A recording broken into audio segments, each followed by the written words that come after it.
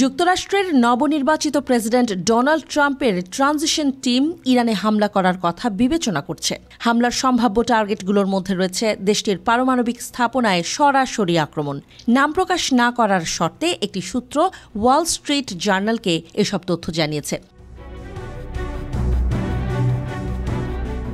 2017 সাল থেকে 2021 সাল পর্যন্ত প্রেসিডেন্ট হিসেবে নিজের প্রথম মেয়াদকালে ডোনাল্ড ট্রাম্প 2015 সালের বহুপাক্ষিক পারমাণবিক চুক্তি থেকে যুক্তরাষ্ট্রকে সরিয়ে এনেছিলেন। এমন করার পেছনে তার প্ল্যান ছিল ইরান যেন সহজে পারমাণবিক অস্ত্র অর্জন করতে না পারে। তিনি তার ওই কৌশলকে সর্বোচ্চ চাপ সৃষ্টির অভিযান বলে উল্লেখ করেছিলেন। ট্রাম্পের সহযোগীরা এখন সর্বোচ্চ চাপ 2.0 কৌশল প্রয়োগ করা নিয়ে আলোচনা করছেন। তাদের বিবেচনার মধ্যে সরাসরি সামরিক কর্মকাণ্ডও অন্তর্ভুক্ত থাকতে পারে বলে গত শুক্রবার ওয়াল স্ট্রিট জার্নাল জানিয়েছে।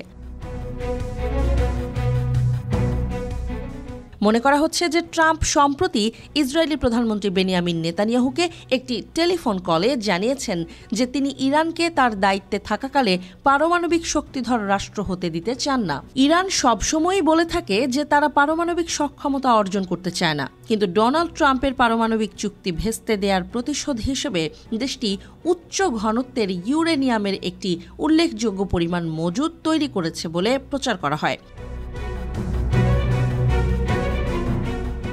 ওয়াল স্ট্রিট জার্নালে প্রকাশিত খবর অনুসারে আসন্ন ট্রাম্প প্রশাসন একটি সুযোগ খুঁজছে যা যুক্তরাষ্ট্রকে মধ্যপ্রাচ্যে একটি বড় যুদ্ধে জড়িয়ে ফেলবে না। ইরানের প্রবল বিরোধীরা বিশ্বাস করে যে ট্রাম্প ক্ষমতায় আসার পরে ইরানের বিরুদ্ধে ব্যবস্থা নেয়ার জন্য একটি সংক্ষিপ্ত সুযোগ পাবে। গত বছর থেকে ফিলিস্তিনি প্রতিরোধ আর লেবানিজ প্রতিরোধের বিরুদ্ধে ইসরায়েল বড় ধরনের সামরিক অভিযান পরিচালনা করেছে। সংগঠন দুটোকে ইরানের নেতৃত্বাধীন ইসরায়েল বিরোধী আঞ্চলিক প্রতিরোধের অক্ষের অংশ বলে পশ্চিমারা প্রচার করে থাকে।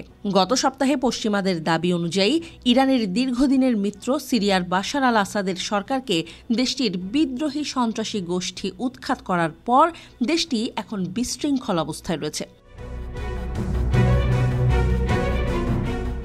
ওয়াল স্ট্রিট জার্নালে বলা হয়েছে ট্রাম্পের সহযোগী এবং বিশ্বস্তরা তার দ্বিতীয় মেয়াদকালের জন্য সামরিক পন্থাগুলো সমর্থন করে। তারা বলেছেন যে মূল আইডিয়াটি হবে ইরানের নাতানজ, ফোর্ডো এবং ইস্পাহানের পারমাণবিক স্থাপনায় ইসরায়েলি হামলাকে সমর্থন দেয়া। সম্ভব হলে মার্কিন যুক্তরাষ্ট্র যৌথ অভিযানেও অংশ নিতে পারে বলে সংবাদ মাধ্যমটি জানিয়েছে। টাইমস অফ ইসরায়েল এই সপ্তাহে জানিয়েছে যে নেতানিয়াহু সরকার ইরানের পারমাণবিক স্থাপনার বিরুদ্ধে আক্রমণের প্রস্তুতি নিচ্ছে। স্থাপনাগুলো অত্যন্ত দুর্গম, তাই ইসরায়েলি সেনাবাহিনী তাদের অস্ত্রাগারে থাকা প্রচলিত অস্ত্র দিয়ে ইরানের পর্যাপ্ত ক্ষতি করতে পারবে কিনা তা নিয়ে সন্দেহ আছে। মার্কিন যুক্তরাষ্ট্র এই ধরনের অভিযানের জন্য ভারী বম্বার বিমান এবং বাংকার বাস্টার বোমা সরবরাহ করতে পারে।